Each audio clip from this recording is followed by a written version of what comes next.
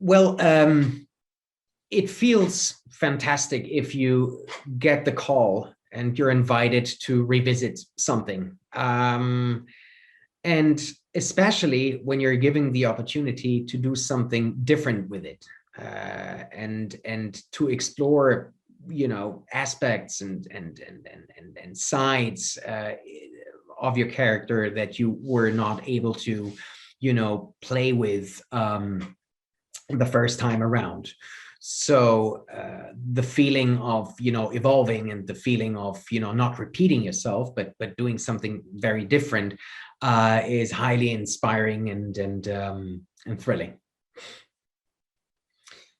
Where do we find Zemo? Well, he's sitting in a German prison cell, and he's been sitting there for quite a while, for a couple of years.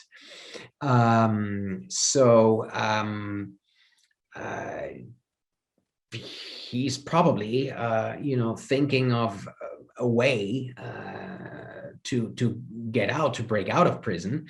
And I guess he wouldn't have expected Bucky to show up and giving him the opportunity to do so.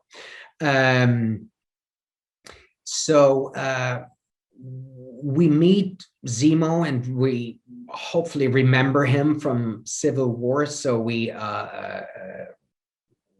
still, understand what he's haunted by and traumatized by, and it includes still that he,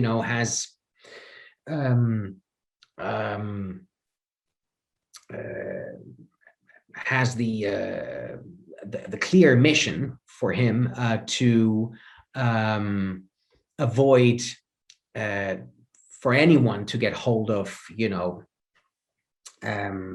a serum that could allow you to have superpowers, because he has experienced what can happen if that ends up being in the wrong hands. So this is his mission. And the interesting thing about the show is that these three are thrown into a situation in which they have to collaborate. So they couldn't be more different, but still this triangle has to accomplish that mission, and each one does it out of a very individual, motivation.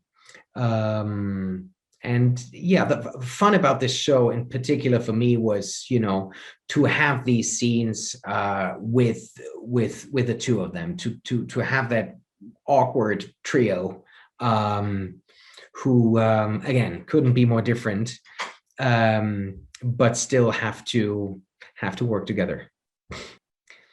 We finally get to see Zemo's background in the show and understand that he's a baron, and that he's royalty. His family was, and that was so much fun to play with. We see a different attitude in Zemo. We see a different style, this wonderful coat he's wearing. And I remember that when I put this coat on, I immediately changed the way I, played Zemo. It gave me the opportunity to play around with this aristocratic background, to be more suave and posh and arrogant and comical and whatnot. So this was a new side to Zemo that we didn't get to see in Civil War. The relationship between these three, and the relationship between Zemo and Bucky and Sam, is highly complicated, as you can imagine. But the three depend on each other, and the three need each other. So no matter how creepy and manipulative Zemo might be, Bucky and Sam know exactly that that they need him, at least for a certain amount of time. And what I always loved in those scenes is that no matter how different they are, and the conflicts and arguments they might have with each other, I guess underneath it all, there is a I don't know if respect, but understanding for each one's trauma in life. And I guess they see that in each other. Every one of them has gone through a lot in life. The two of them having lost their allies and friends, their best friend they looked up to. Zemo has lost his family. So I think there's that mutual understanding of, you know, what everybody has gone through. Well, Zemo is shocked by the information that there are more super soldiers and that there is, you know, that highly dangerous super soldier serum because, you know, this is, for Zemo, this is his ultimate nightmare. He has seen what happens when people play God. And the catastrophe of his life, the loss of his home, the loss of his family, is due to that, and that is why he tries to do everything he can to get hold of that serum and to fight super soldiers, because according to Zemo, they're not allowed to exist. A typical day on the Falcon and Winter Soldier consisted of cracking up, laughing multiple times because of, you know, Anthony Mackie's jokes. He is hilarious, and it's, but sometimes it's tough to work with him because you're still thinking of a joke that he made, and then you realize that the camera is rolling.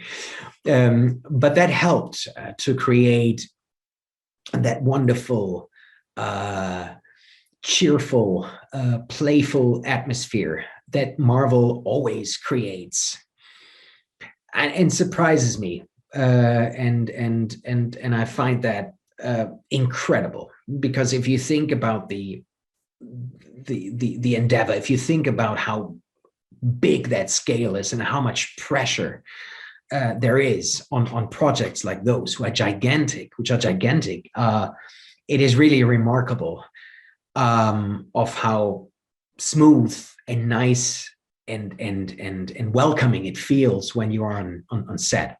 And that allows you to be loose and to, you know, to try things, to, you know, to enjoy it. And so everybody who is chosen, like Harry, the director, you know, are wonderful people. So, and if you're surrounded by the best people, then you're able to